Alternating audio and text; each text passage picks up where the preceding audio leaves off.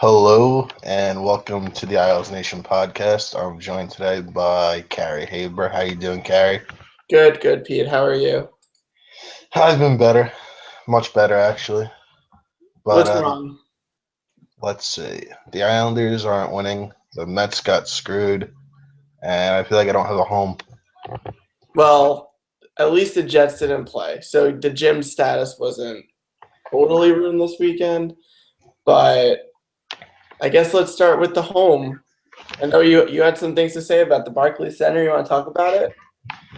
I mean, I don't want to rush to judgment, but my overall impressions to begin with, I didn't like it. I know you like it, so why don't you tell us why you like it first? Well, I think ultimately it comes down to everyone's experience is in large part dependent in a building like this on where you sit. And there's no question that the building has some serious flaws, and they certainly didn't price things the way that things probably deserve to be priced. And I think a lot of people felt screwed that way. Um, my personal experience was good, but a lot of that is like stems from the fact that I'm a season ticket holder. I chose my seats, and I knew kind of what I was getting into in terms of what my view would be, et cetera. So um, I can't personally speak for the general masses. I mean, I think we've talked about the positives of moving to Brooklyn before. I don't think that's what this conversation needs to be about. I think at this point, um, the conversation needs to be about what can be fixed, what can be improved upon, and certainly there were some things that were problematic on Friday. The sound system was in and out. Um, I've heard stories that the staff wasn't accommodating to people that were sitting in the lower levels. I think these are things that hopefully will get better over time. But for me, my experience was great. But I think that stems a lot from just the fact that my seats are fixed. I knew where I was going to be. I knew kind of the experience I was going to have, and for me, it worked out well. But I know for you that wasn't the case. Well, the thing is, I actually did do my research, and my original seats. Well, first of all, let's start off with the seating configuration as a whole. A lot of listeners don't know as much as we do, like they don't research this stuff. So basically, it's a horseshoe type of seating where the net the Islanders shoot at twice has all the good seats in the place.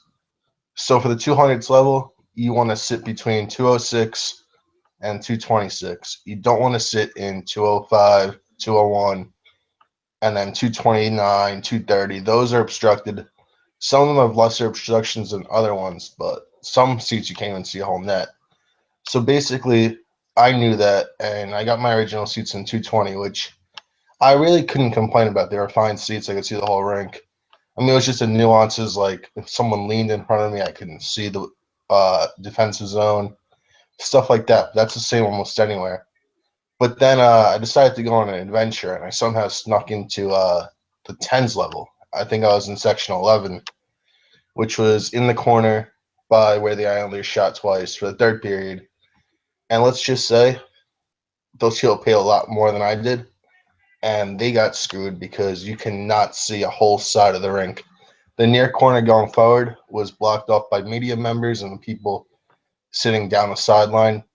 So basically, any play going down towards that way would just, you had to turn your attention to the scoreboard. You couldn't follow the play in that corner. You could barely see the net. Once it gets down there, everyone starts standing up to try and accommodate for not seeing. So then you have to stand up and you still can't see. Basically, you just have to know where to sit here. And like I said, the 200s level is probably going to be the cheapest, and the best place to sit in the 200s level would be between 206 and 226. I know your season tickets are in 222, I believe, right? Mm-hmm. I sat in 220 and they were fine. I know Jesse and Tesla sit in 217 and they like their seats. So basically, that whole little horseshoe area, you shouldn't have too many problems with your seats. But other than that, I mean, people don't know this stuff and they're thinking they're getting a good deal sitting in. I know someone tweeted at us saying they have seats in section 4. I'm sorry to break it to you, but not gonna like your seats. I looked at the seating chart right before we came on, and there's a huge railing in the way that blocks the net, and that's not even accounting for people that are going to be sitting there. That's another thing you have to take into account when you look at the seating chart here, like online. There's no people in the seats, so that's the bare minimum worst. You're gonna have to deal with people leaning in front of you, people's heads, people's hats, all that stuff, which will only make it worse. So yeah, for the guy sitting in section 4, I'm sorry, but I don't think you're gonna have a good viewing experience. But for the seating configuration, we talked about that. People know it's not ideal. And I don't know what can be done to fix that. Do you have any ideas?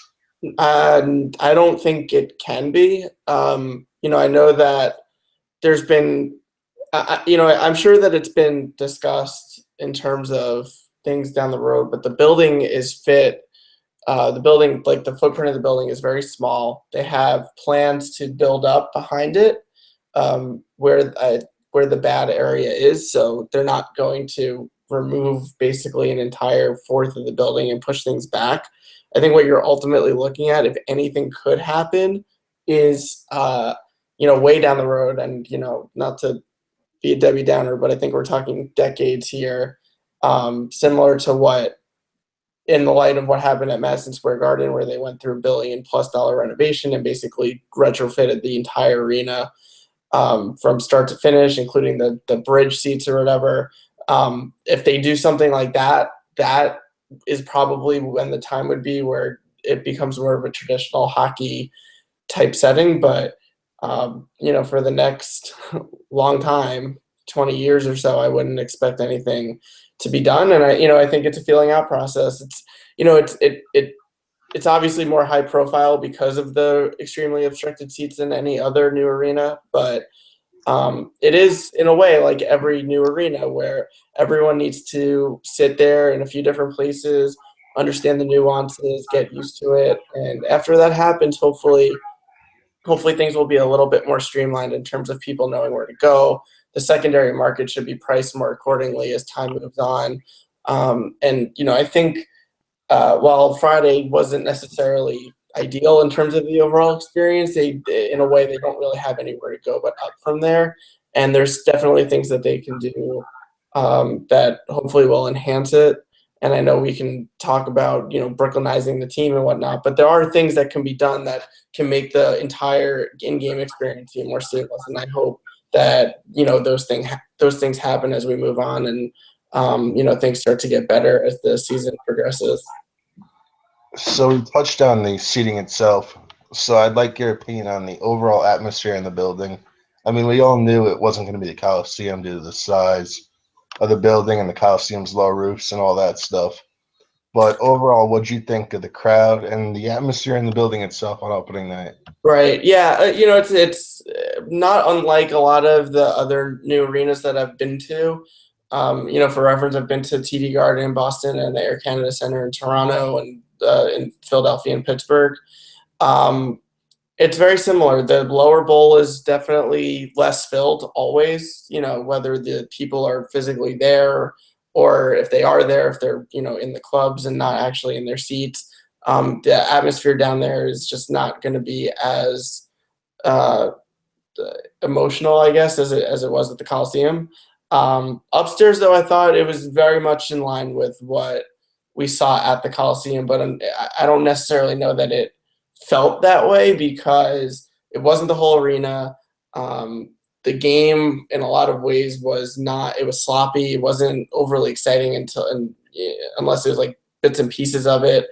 But the one thing that I was happy about was the place does get pretty loud for a new building. It's definitely not as loud as the Coliseum was, but when John Tavares scored the first goal, it definitely felt, through the yes chanting and then the subsequent chant after that as play started again, it felt loud, and it felt like it could be a good atmosphere as things progress. But again, I think it all is a filling out process. To your point that you made, I think before, it wasn't like any home opener at the Coliseum.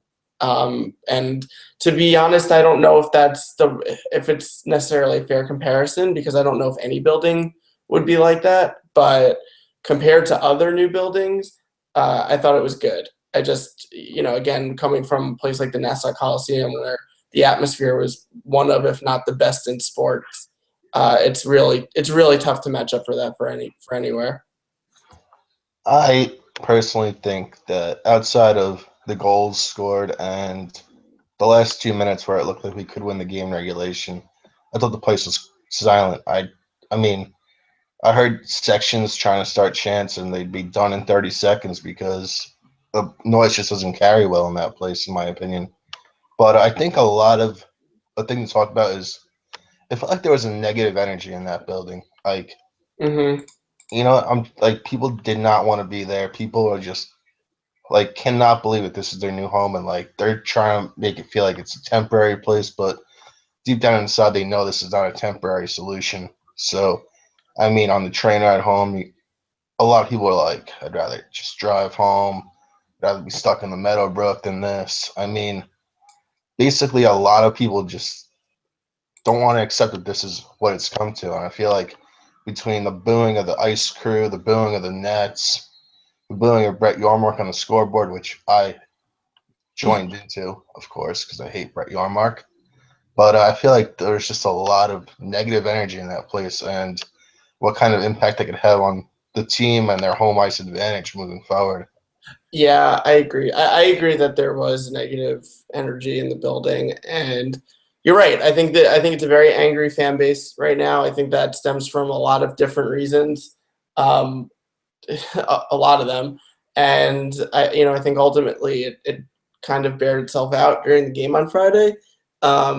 It's one of those things that I definitely hope gets better as the year moves on, but it's going to take time. I think I don't know if we're talking, games in single digits or not. I think this could be a couple of years where it's going to take some time for things to really settle in with this team in Brooklyn. And, the best thing that could happen right now is the team competes on the ice. Ultimately is if the team is winning, a lot of what happens off the ice is forgotten. We've seen that before. We saw it last year. What could have been somewhat of like a somber end of the season ended up being a wild party at the Coliseum. And I think the players, I think they know. I think the players have a better pulse of the fan base than what people give them credit for. And I think they know that if they win, then a lot of the negativity and a lot of what people are feeling right now goes away. And with that, I assume you want to talk about the team itself. Yeah, speaking of winning, they're not doing that. No, they have not yet. Opening night, home opener, 3-2 overtime loss after Nick Leddy took a penalty to stop Marion Host on a breakaway.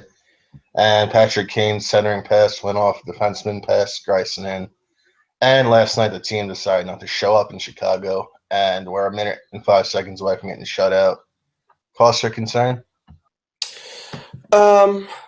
There are some things that concern me. I think the one thing that is good to take away from this is that they did outpossess Chicago in both of the games over the weekend, which is, we can talk about advanced stats in their meeting, but Chicago does not get outpossessed in 2 consecutive games like that. They never do. So that to me is a really good sign. Bad sign, I didn't see yesterday's game, but Friday was sloppy, pretty much all over the place. The power play was an unmitigated disaster. The first thing that comes to mind is I don't understand why Doug Wade has 2 right-hand shots on the point. And I know they kind of fluttered into a little bit of an umbrella, but there 3 righties and 2 lefties is an interesting way to go about it. Especially since one of the right-hand shots was on their strong side. I'm a little concerned about that. Obviously, it was bad towards the end of last year, and the cohesion this year, even with a lot of the same players, is just not there. And I think also the health of Yaroslav Halak is also a big issue. And from what I heard, JF Berube played well last night, and Grice, I think, played really well on Friday. But, without your starting goalie, it's tough to win games, especially consistently. And, that's something that bears watching. I can't imagine that he'll be in the lineup for a day game tomorrow. So I guess earliest would be Thursday.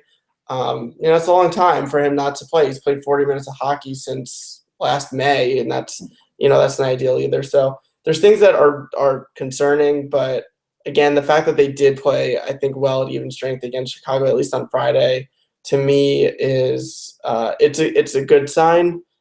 They should. It's a tough schedule for them, I know, but if they want to be considered amongst the top of the league, this is the schedule that they're going to have to play, and they're going to have to beat these teams. So ultimately, if they're controlling play and they're getting shots on net, they should win a lot of games this year.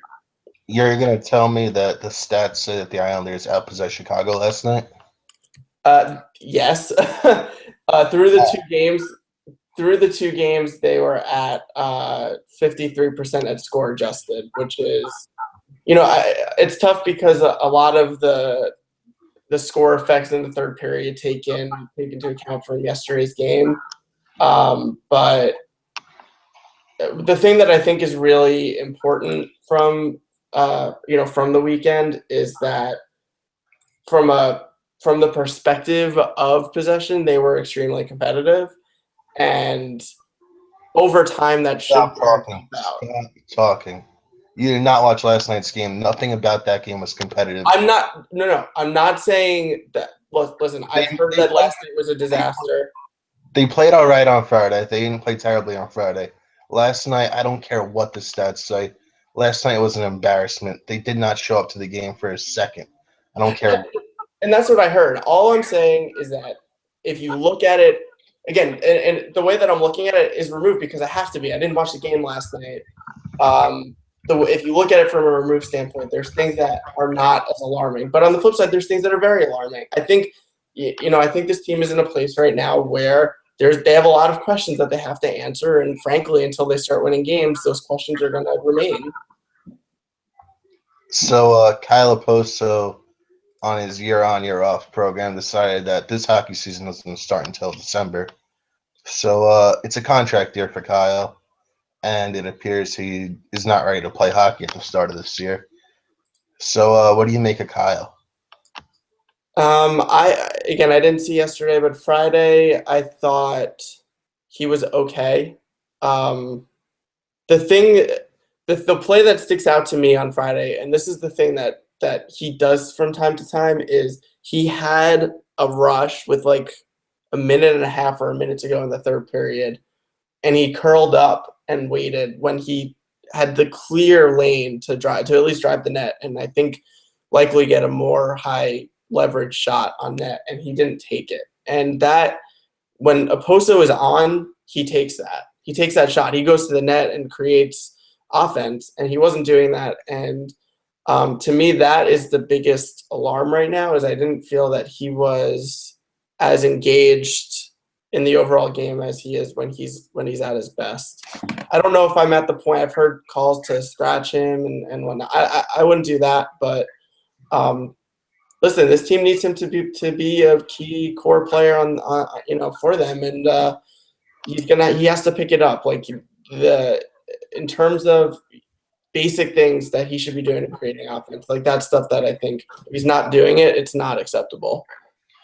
Speaking of creating offense, the line mates for John Tavares the first game and a half were Ryan Strome and Anders Lee, and they as well showed nothing. So is it too early for you to switch up the lines and put someone else with JT? I'm not against it, but only because this team is largely the same as last year, and a lot of these guys have played with each other for a long time, so I wouldn't have any, overall chemistry concerns. But, on the flip side, there is legitimacy to the argument that, hey, you just played 2 games against a team that's probably the best team in the league, at least coming off their championship. So you may want to bear it out for a couple of games and see, how they perform against some other competition. But look, if the offense isn't there, and 3 goals in 2 games is obviously not good enough. If, we get to Thursday and Saturday and the offense still isn't there, then you probably do have to think about doing something, because you can't let this lack of offense fester for too long. Speaking of festering for too long, do you think that Jack Capuano is on a short leash, and how long of a leash do you think he has? I think he's on Yeah, I think he's on a shorter leash than people think, but I don't think he's. I wouldn't say that even if they lost all 3 games this week, that he would be in considerable jeopardy. I think, obviously Garth Snow has a lot of loyalty to him, so I couldn't imagine that he would only get 5 to 7 games this year. Obviously, we've seen it happen before, like with Peter Laviolette in Philly, but I don't think he's at the point where he should be fearing for his job depending on the next game. That said, if they're toiling at the end of the month in the middle of November, yeah, maybe something happens then. Would you agree with me when I say that it feels like something's missing with their team and it's not just their starting goalie right now? Yes, I think that I think they looked a little bit out of sorts last night, or on Friday rather, and again, just from hearing that they looked awful on Saturday. The thing, obviously, a lot of the regular players didn't get a lot of preseason action. Most of them only played 2 games because the Islanders and one of our writers, ITM, brings this up a lot, but they gave a lot of time to AHL players, gave a lot of time to prospects. They didn't have really any cohesive lines that were going to funnel through to the regular season until like 1 or 2 games before the end. And again, that was only like 8 or 9 players per roster. So yeah, I mean, I think the thing that's missing right now is they just look very out of sorts. I don't know if it's a talent issue per se, or if it's or what it is, but I definitely thought that there was guys that played together last year looked like they never played with each other in their lives, and that to me is somewhat concerning to a degree. Like, these guys should have, and I don't know if it was the ice at the Barclays Center or not, but it felt like guys didn't really know where each other were, and things didn't look crisp. And part of that is October hockey, but at the same time, this is not a team that was constructed and over the summer. His team is very similar to last year, so. Again, I think you can't really judge that too much off of 2 games. I think you do need to give it a little bit of a longer sample size. And certainly, like I said, at least on Friday, the possession metrics speak for themselves. But, ultimately, the results are going to start mattering very, very quickly, because this team, if they don't have a win after 3 games or 4 games, or hopefully not more than that, then there's going to be problems. This is one of those things where they need to get that win off their back so they can start to get some confidence and play at the level that I think everyone has seen them play at. I think a lot of fans are giving the Islanders the benefit of the doubt here. But what would you respond to me when I say that I'm concerned that the Islanders team from the second half of last year is more the real Isles team than the Isles team from the first half? I think that last year last year the injuries really hurt. The system that they were playing last year changed towards the end of the year, where they were basically playing a 1-2-2 throughout. They were playing a more conservative game. And, I would never accuse them of being complacent, but they were definitely not. It definitely did not appear that they were playing with similar intensity in the dog days of the season as they were in the beginning. I don't know if they deserve the benefit of the doubt, because at the end of the day, they've only been a season-long, 82-game season-long playoff team for 1 season. But at the same time, I also think that they're a very talented team that has a lot of potential, and that anything less than a playoff spot that's locked up, with a decent amount of time before the end of the season would be a complete and utter disappointment.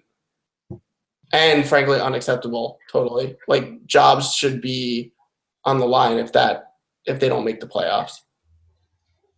So we agree that the team needs a little bit of a spark here. Do you think it's time to insert Steve Bernier, maybe Kirill Petrov, Ryan Pulak into this lineup? I think ideally I would like to have Bernier and Petrov in the lineup, but the guys that I would take out, I think are controversial. And those guys would be Matt Martin and Casey Cizikas. But in terms of what I think Capuano will do, I think you potentially could see Brock Nelson scratched. He was frankly not very good at all on Friday, and he hasn't played. He even since the beginning of the calendar year has not played at the level that we've seen him play at, and so it's possible that you could see Bernier maybe for him.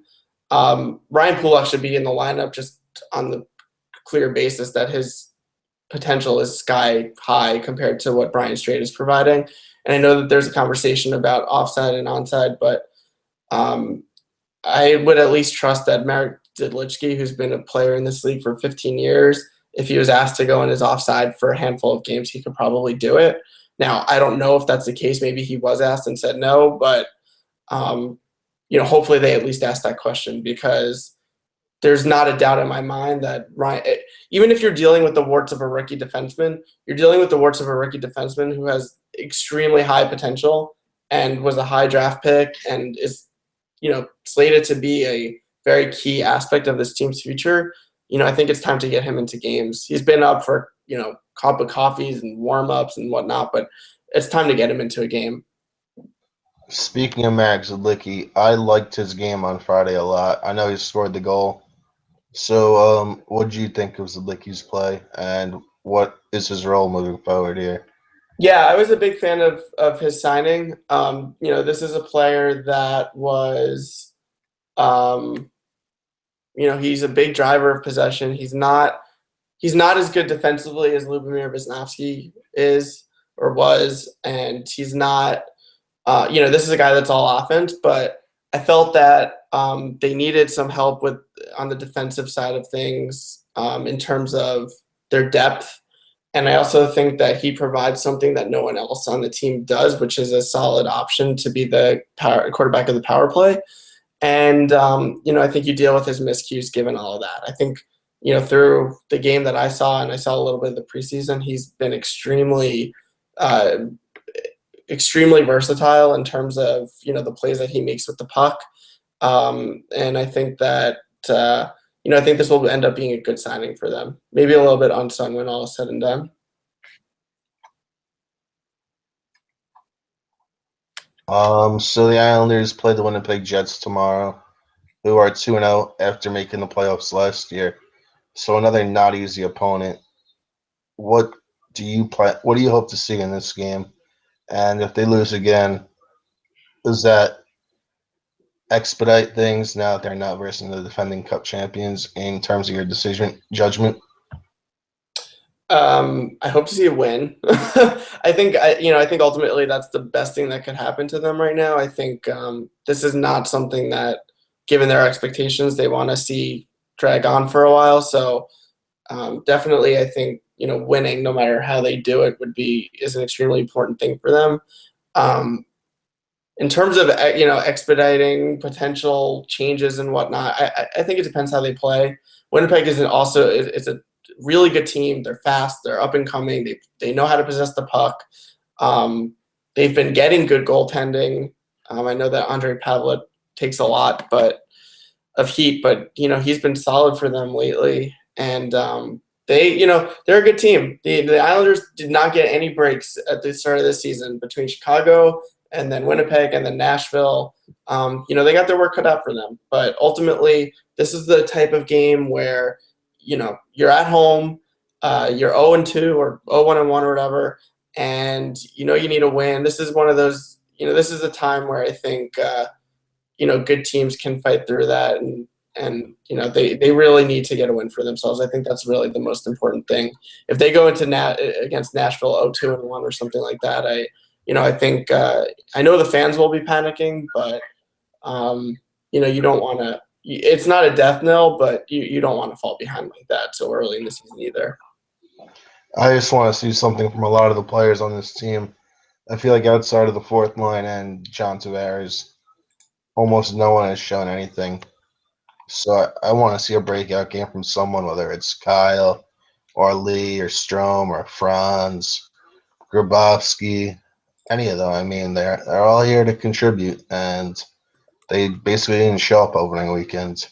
Well, what it comes down to is 3 goals in 2 games when you're looking at a 2-game sample size, you only score 3 goals. That's just not enough. And this team has the offensive capability, as we saw last year, to score a lot more than that.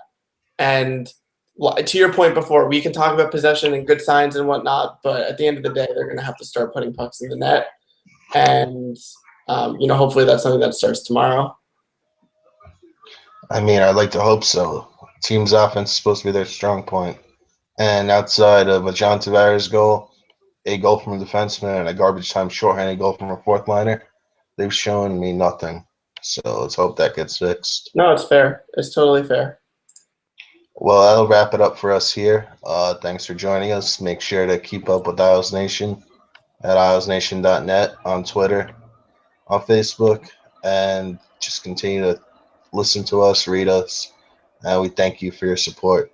Have a good night. Let's go Islanders. Thanks, everyone.